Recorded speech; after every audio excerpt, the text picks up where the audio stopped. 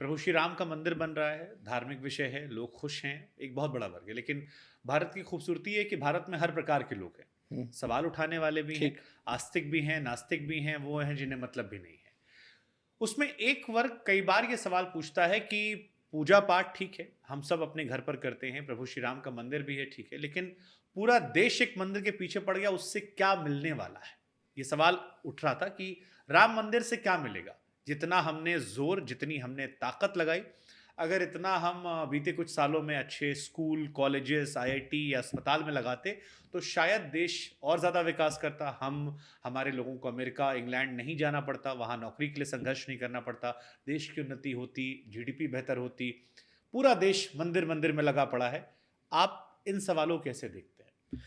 देखिए, सबकी अपनी सोच है, देश स्वतंत्र है, कुछ भी सोच सकते हैं, पर अगर आप एक रैशनल, एक तर्कवादिता से विचार करें, हम्म, सबसे पहली बात यह है कि एक रोल मॉडल स्टैब्लिश करना ज़रूरी होता है। ये केवल मंदिर नहीं है, एक संपूर्ण देश किस विचारधारा से विकसित होना चाहता हम्म, है। राम भगवान है, पूजा है, मंदिर है, ये तो एक सबसे ऊंची बात है, हम्म, पर एक विचारधारा भी है। राम एक संपूर्ण विचारधारा का नाम है, जहाँ की एम्पावरमेंट है, जहाँ वुमेन रिस्पेक्ट की बात है। ये जो एक रोल मॉडल, जब कैरेक्टर, क्योंकि गोस्वामी जी ने क्या लिखा, रामचरित्र मानस। चरित्र का मतलब होता है कैरेक्टर। जब तक कोई रोल मॉडल नहीं होगा तब तक कैरेक्टर नहीं होगा, और जब तक कैरेक्टर नहीं होगा तब तक डेवलपमेंट कहाँ ले जाएगा। हॉस्पिटल बड़े होंगे पर हॉस्पिटैलिटी नहीं होगी तो क्या करोगे बिल्डिंग का। स्कूल बहुत बड़े होंगे पर टीचर के भीतर अगर एक सम व्यवहार नहीं होगा तो क्या करोगे।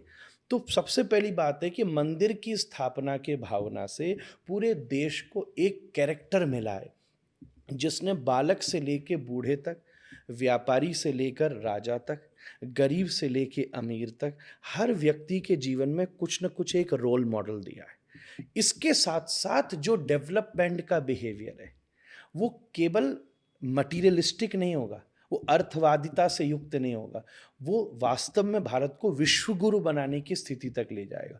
और ऐसा नहीं है कि अस्पतालों पर विचार नहीं हो रहा है, स्कूलों पर विचार नहीं हो रहा है, वो सब अपनी गति से बढ़ रहे हैं और बढ़ने चाहिए। और हम सब, कौन सा ऐसा आश्रम नहीं होगा देश का विकसित जो स्कूल न चलाता, जो हॉस्पिटल नहीं चलाता। मैं नहीं समझता कि कोई भी देश की बड़ी धार्मिक संस्था इस समय नहीं होगी, खास सनातन धर्म से जुड़ी, दसियों नाम में और आप जानते हैं, हम्म, कहीं ना कहीं छोटे या बड़े रूप में गुरुकुल, स्कूल, चिकित्सालय, कन्या शिक्षा, कन्या विवाह, ऐसे अनेक अनेक कार्य करें। एक मंदिर जब स्थापित होता है तो क्या कर सकता है, इस समय बदली हुई अयोध्या को देखकर हो तो सकता है। आपने आप फोटो क्योंकि वहां डाली। पर देख कर आए, हम भी हाँ, देख कर आए, आप भी देख कर आए हैं। आपने फोटो मुझे दिखाई थी, हाँ, पुरानी और नई अयोध्या। हाँ, आप विकास की बात कर रहे हैं, आज टूरिज्म अट्रैक्ट हो गया।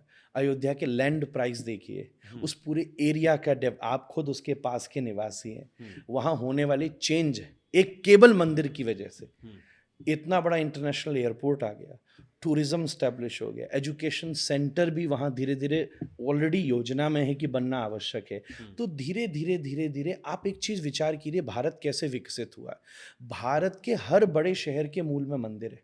हम्म, हर बड़े शहर के मूल में एक जगन्नाथ पूरी उड़ीसा को चलाते हैं। मुझे याद है सही बात है। हाँ, कोविड के टाइम पर एक मेरा टैक्सी ड्राइवर से मेरी बात हुई, उसने कहा बद्री और केदार आधे हिमालय को रोटी देते हैं महाराज जी। बिल्कुल सही बात है।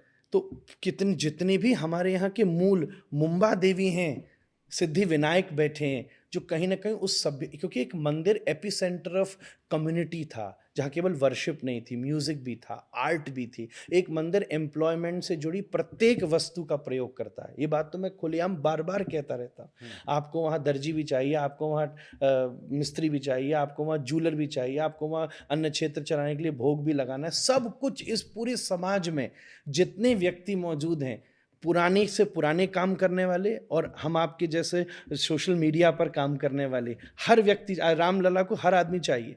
हम्म, आप भी वहाँ जाके वीडियो बना रहे हैं, मैं भी वहाँ जाके कथा कर रहा हूँ, और वो छोटा व्यक्ति जो वहाँ पे थोड़ा सा बीज लगा के पेड़ उगाएगा, एक जो केवल गार्डनिंग का काम करेगा, वहाँ तक उस आदमी एक मंदिर सबको टैप कर रहा है। पूरे भारत के मूल में जितने विकसित शहर हैं, कहीं ना कहीं उसके मूल में एक मंदिर बैठा हुआ है। आज पूरे खूबसूरत बात है। वृंदावन को बिहारी जी रोटी देते हैं, राधा रमन जी रोटी देते हैं। सही बात है। अगर आज वहाँ आप अभी घोषणा कर दीजिए कल से बिहारी जी, राधा रमन के मंदिर बंद हो जाएंगे, तो मैं समझूंगा वृंदावन में जो डेवलपमेंट है समाप्त हो जाएगा। हाँ, कोई क्यों जाएगा वहां पर? क्यों जाएगा? सही बात है। क्यों जाएगा? और एजुकेशन को लेके ज़रूर काम होना चाहिए। राम जी के विषय में जानना भी एजुकेशन ही है, वो पार्ट ऑफ एजुकेशन है, पार्ट ऑफ गुड कैरेक्टर है। किस प्रकार से एक राज्य को राम जीतते हैं जहां आतताई रावण बैठता है, पर उसके बाद भी उसको रूल नहीं करते। टेक्निकली वो सीट पर बैठ सकते थे, पर उन्होंने विभीषण को पहले बिठा दिया, इधर सुग्रीव को पहले बिठा दिया। Political move, professional move, family move, as a husband, as किसी भी कैरेक्टर में राम इस देश का मॉर्निंग है, राम इस देश की इवनिंग है, स्वागत है, विदाई है, जन्म है, राम नाम सत्य है, सब कुछ राम ही में डूबा हुआ है। पूरे देश के कैरेक्टर को, मैं तो कितनी बार मिश्रवरे वहाँ और यहाँ आपसे रिपीट करके बात बोलूँगा कि भारत को 2 अक्षर में लिखना हो तो राम लिख दीजिए, राम को 3 अक्षरों में लिखना हो तो भारत लिख दीजिए। बहुत सुंदर आपने कहा। गांधी जी के भी राम थे जो मान रहे हैं, सबके अलग अलग राम हैं।